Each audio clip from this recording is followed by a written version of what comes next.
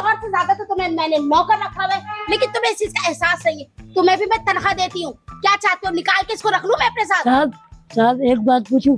जी जी। समझ में नहीं आ रहा है, आप दोनों में से शौहर कौन है? शौहर? कोई प्रॉब्लम है आपको इससे? बताइए आप मुझे।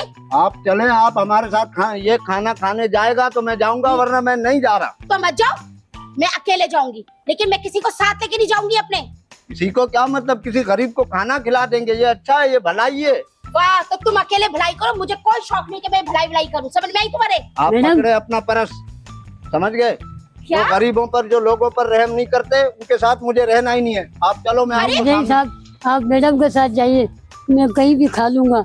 आप दोनों इकट्ठे जाइए साहब। शुक्रिया साहब। मैंने नहीं जाना आपके साथ साथ, अब नहीं जाऊंगा बस। पूरी मीन नहीं जाने, तुम मेरे शौहर हो, समझ में आई? जो मैं कहूंगी वही करोगे। चलो मेरे साथ। मैं तुम्हारा शौहर था, आज से नहीं हूँ, अभी से नहीं हूँ, खत्म हो गई बात।